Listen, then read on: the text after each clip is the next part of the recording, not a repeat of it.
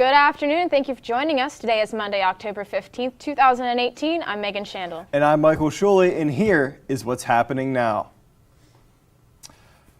Police in New Kensington are investigating an accident that they say happened after a police chase. Authorities say that the accident occurred near the intersection of Constitution Boulevard and Walnut Street early Sunday morning. 2 people were taken to the hospital. Arnold police are investigating the incident. A SWAT team was called to the 15,000 block on Main Street in Sharpsburg Saturday night after a man barricaded himself inside his home. Police say they were called to the home around 8:30 p.m. after a man was highly intoxicated and began fighting with his son. Police tried to subdue the suspect, later identified as 39-year-old Jesse Glover, but were unable. The man barricaded himself in his home after threatening police with a knife. SWAT officers eventually physically removed Glover from the home and arrested him. A pizza delivery driver was killed Saturday. Police say that a 56-year-old man was killed in the 100 block of North St. Clair Street in East Liberty. Police say that Abdul Ganu Sanusi was making the first delivery of the day when he was shot and killed. Police are still trying to identify a suspect. Police in Duquesne say 3 people were arrested following an early morning traffic stop Sunday morning. An officer in an unmarked police cruiser spotted a Golf Toyota minivan that was reported missing around 4:50 a.m. on Duquesne Boulevard. A 19-year-old female driver was arrested for driving under the influence, driving without a license, receiving stolen property, and other offenses. 2 other passengers, both under the age of 18, were also arrested. Governor Tom Wolf signed a new law into legislation Friday requiring all people convicted of domestic violence to give up their guns within 24 hours. The law previously required convicts to give up their firearms within 60 days. The legislation that will go into effect in 6 months is the first anti-gun legislation in Pennsylvania in over a decade. Undercover police detectives got into a fight with members of the Pagans Motorcycle Club early Friday morning. Police say that punches were thrown at Kopi Bar on South 12th Street. Authorities say they were forced to use pepper spray during the fight. Officials recovered 3 knives and 2 guns. 2 people are now confirmed dead following a house fire in Penn Hills. Authorities say that an elderly couple was killed in the fire on Beulah Road Saturday morning. Crews were called to the home around 10 a.m. where the 2 victims, 95-year-old Marianne Frost and 96-year-old Leslie Frost, were killed. Officials say the blaze was started while the couple was cooking. The man that was behind the wheel drunk when he crashed in his vehicle killed a 19-year-old girl last month is now facing charges. Police say that Robert Dearosal Jr. is accused of homicide by a vehicle when he was driving under the influence. The accident occurred on September 23rd in West Mifflin. Dearosal's blood alcohol content was 3 times the legal limit when he crashed into a vehicle carrying 3 women, killing Marley Hill. A longtime pastor at a local church has been removed from the ministry after new allegations have risen. The Diocese of Pittsburgh told KDKA-TV on Saturday evening that Reverend Joseph Reschick has been placed on administrative leave. Reschick celebrated at the St. Ursula Church in the city's Greenfield resided at the church in Greenfield. The allegation dates back to the 1980s and the statute of limitations has since expired. Pope Francis has officials accepted the resignation of Cardinal Donald Wuerl. Wuerl, who turned 78 in November, is listed in multiple sexual abuse and cover-up scandals. Wuerl served in Pittsburgh for 18 years as the bishop of the Pittsburgh Diocese. 2 Robert Morris University students won the 2018 International Association of Black Actuaries Scholarship. Rebecca Wilford and Bright Gumo were both recognized with scholarship and are actuarial science students at RMU. On Thursday, October 16th, Allegheny County District Attorney Stephen A. Zappala Jr. will be at Yorktown Hall discussing the evolution of policing. Zappala has been the District Attorney of Allegheny County since 1998. He has overseen over 300,000 indictments during his tenure. Some communities in southwest Georgia were seriously damaged after taking a hit from Hurricane Michael. Secretary of State and candidate for governor Brian Kemp spent part of the weekend touring impacted areas. Zach Wilcox spoke with him about what he saw. I've been living in Donaldsonville all my life, and this is the first time I've seen anything like this, even close. Scott Easom hunkered down at his home in Donaldsonville to endure Hurricane Michael. He and his family are okay, but picking up the mess the storm left behind isn't going to happen overnight.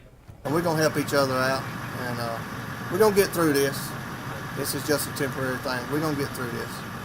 Georgia Secretary of State Brian Kemp flew from county to county to see the damage firsthand. He was impressed to see how folks like Scott Easom were working hard to pick up the pieces. It's tough out there. I mean, these folks are, they're coming together and being Georgia strong for sure, but there's a lot of work to do. Many people have lost everything. Although Kemp's job was to see the damage and report it back to the state office, another portion of his trip was to see if each county's election office would be able to hold early elections. After getting a look at how bad off some of Georgia's southern counties are, he realized voting isn't the priority right now. I'm not diminishing somebody's ability to vote, but I think everyone understands if you don't have a safe environment, I mean, this is a catastrophic situation that we're dealing with. Early voting is supposed to start Monday, but Kemp says many county governments are ordering their election offices not to open unless they have power and water. And you can see the destruction of Hurricane Michael in Florida. Thank you, John. Pittsburgh is feeling the effects of light rain today, but nothing compared to what Florida experienced. There is a connection between the two areas that spans hundreds of miles. One Pittsburgh company is loaded up and is shipping supplies to Florida to help aid victims of Hurricane Michael. Swickley-based company S-Mark loaded a truck with a variety of essential supplies and was shipped down to the Sunshine State on Sunday. S-Mark CEO Jim Bouchard said that he has family in Florida that was affected by the storm. And as Florida continues to clean up in the south or north area. South or north area. North is feeling like first fall in temperatures of the season. In western Pennsylvania, leaves are starting to change and some are even falling already. Yes, that's right. Temperatures this morning around wake up were in the high 50s. With the latest on your Pittsburgh weather, let's send it over to Greg Sutton live in our RMU Weather Center. Greg. And guys, it's going to be kind of weird today. I mean, as we can see, it's going to be a little bit warmer than what we've been seeing lately. It's going to be a high of 63 and a low of 35, with the humidity kind of hovering around 93%, with a 39% chance of rain. It's been kind of looking gloomy all day, kind of that gray overcast, not a lot of sunshine getting through. But we're going to have to come back a little bit later to see what's going to happen tomorrow and into the rest of the week. And Mexico Beach, Florida has seen some of the signs of the devastation from Hurricane Michael. As we can see here, you can just see how much from homes, businesses, hotels, stuff like that has been destroyed from this hurricane. Just massive damage from the beach to inland, and it's just kind of going to be a rebuilding process over the next couple of months, and there's going to be a lot of aid coming to that area. And back to you, Megan. Thank you, Greg. Pittsburgh Steelers linebacker Ryan Shazier walked back into the field in Cincinnati almost 1 year after an injury that cost him the feeling in his legs. In December 2017, Shazier suffered a possible career-ending injury at Paul Brown Stadium, but on Sunday he walked onto the field before the Bengals game for the first time since that injury. He says he still wants to return to football. With more on sports here in Pittsburgh and across the nation is Michael Shuley. Mike? Thank you, Megan, and welcome to Shuley on Sports. I'm Michael Shuley, and let's dig into that Steelers game. As Megan mentioned, the Steelers were in Cincinnati, Ohio yesterday to take on division rivals in the Cincinnati Bengals. The Steelers would emerge victorious with a final score of 28-21. Ben Roethlisberger and Antonio Brown connected for a 31-yard passing touchdown with just 10 seconds remaining in the fourth quarter to seal off the victory for the Steelers. The Steelers will not play this week, and they won't play until October 28th, as they are now on the bye week. Pittsburgh Penguins star Sidney Crosby found himself with some new teammates recently. Crosby and fellow Cole Harbour, Nova Scotia native Nate McKinnon took the ice with a team who came all the way from Kenya. The team was flown to Canada to play in their first ever game. Crosby said about his experience, quote, "That's the best part about the game. It's just how it reaches so many people in a place like Kenya where you wouldn't even think there is ice." End quote. Crosby was back on the ice with the Pittsburgh Penguins, however, on Saturday night as the team traveled to Montreal to take on the Canadiens. Unfortunately for the Pens, they would not be able to secure the victory, and they would fall to the Habs in overtime by a score of 4-3. In a shootout, rather. Phil Kessel and Chris Letang each registered a goal and an assist, and Evgeny Malkin added a pair of assists for 2 points of his own on the night. The Penguins will be back in action tomorrow night when they host the Vancouver Canucks. For all you need to know about RMU news, sports, and arts and entertainment, of course, at Robert Morris University in the Pittsburgh area, visit rmucenturymedia.com. Coming up after the break, Pittsburgh police officers take part in Breast Cancer Awareness Month. We'll be right back. They call me Maxie, but I prefer tripod. I was your above-average four-legged homie, and then wham, bam, minivan. Some people pity me. Now that's lame. I still run, fetch, and swim. And the ladies love me. I'm the ultimate wingman. Just don't ask me to high five.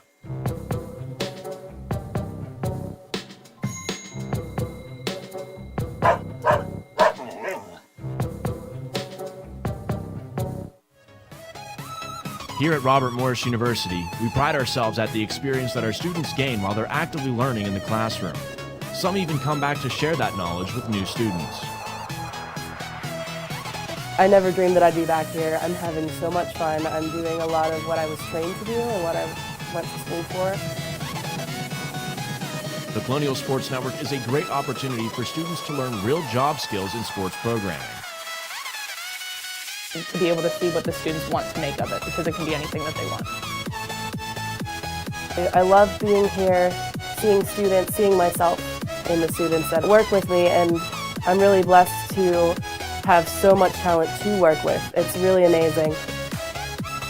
To be able to see students become successful after Robert Morris is really cool. Join the Colonial Sports Network team and expand your future today.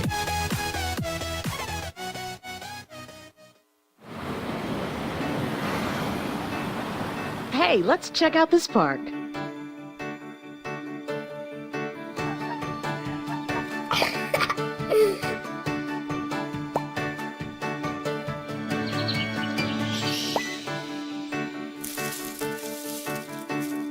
Oh, wow, that's really cool. To find a great local park or forest near you, go to discovertheforest.org. 2 men showed up at the UPMC McKeesport Hospital early Saturday morning with gunshot wounds to the head. The McKeesport police responded to the hospital at approximately 3:40 a.m. The driver was a 33-year-old male who was described as being uncooperative. The passenger was a 22-year-old male who was critically injured. Detectives determined that approximately 10 minutes before the men went to the hospital, there were reports of shots being fired at the Rankin Bridge. The victims arrived at the hospital in a blue Chevy pickup truck. Anyone with more information is asked to call the Allegheny County Police tip line. John Kurnko, who is 53 years old, was back in court just 85 days after his release from the Westmoreland County Prison for a rape in 1990. This time, he's being charged with molesting a 6-year-old girl. He was released from prison in May after the Innocence Project became involved in his case. Kurnko will have a formal arrangement in Allegheny County in November. 2 Pittsburgh police officers are being hailed as heroes after de-escalating a situation with a suicidal man at the 6,600 block of Apple Street. However, thanks to the officers' ability to read and react to the situation, the scenario was handled well. In accordance to training they had received, the officers were able to notice that the gun he had pointed at them was fake. The officers said that they were just glad they could save a life. In honor of Breast Cancer Awareness Month, Pittsburgh Bureau of Police officials are placing pink decals on vehicles to show support for all who have been affected by the disease. The decals started going on patrol vehicles and motorcycles yesterday. In addition, officers can buy Pittsburgh Police Find a Cure patches. October is the Breast Cancer Awareness Month. Decals are the latest in a series of decals showing support for various communities in Pittsburgh. Victims are being identified in the aftermath of a deadly crash involving nearly a dozen vehicles on a Pennsylvania interstate. With more on the story is RMU-Live's John Blinn. This was the scene Friday night along Interstate 83, east of Harrisburg. Pennsylvania State Police say 11 vehicles and a tractor-trailer were involved in the wreck. A witness involved in the crash says he was stopped in construction traffic when he heard screeching brakes behind him. He says soon after the tractor-trailer slammed into his car, pinning it against the concrete median. He and his girlfriend had to climb out of the window of their car. Others were not so lucky. 3 people were killed, 2 men in their 20s and a 16-and-a-half-month baby girl. 6 other people suffered injuries. The 29-year-old driver of the tractor-trailer was taken into custody. Jack Satterfield of Mississippi faces charges including vehicular manslaughter while driving under the influence. Reporting for RMU Century Media, I'm John Blitt. Thank you, John. Police are still working to piece together the scene of the accident. Bear cub in Maryland is back in the woods after getting a jaw removed from his head. Workers with the Wildlife and Heritage Services cracked the animal for 3 days until they got it safely tranquilized and were able to remove the jar. Local police helped as well. Officials say that after the rescue, the bear returned to the nearby woods near Wisp Ski Resort.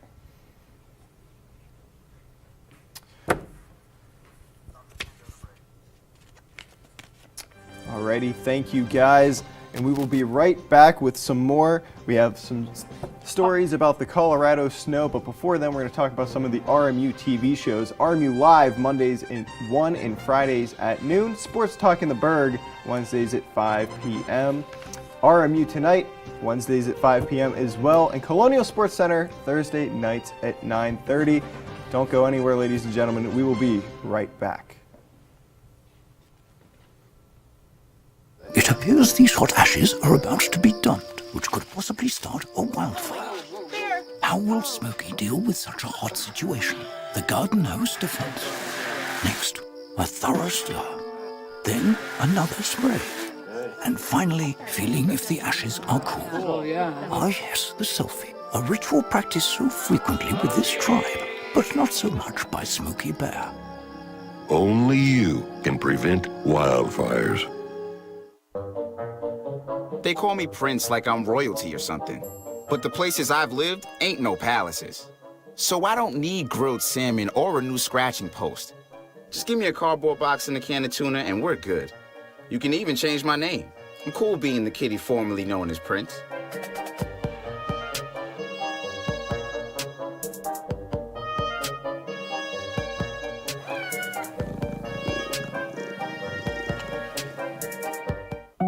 They told me a bottle couldn't dream. That I would never become a superhero.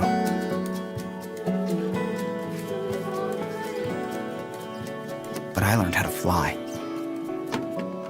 Just to come back in a new disguise. And be the hero that I've always wanted to be.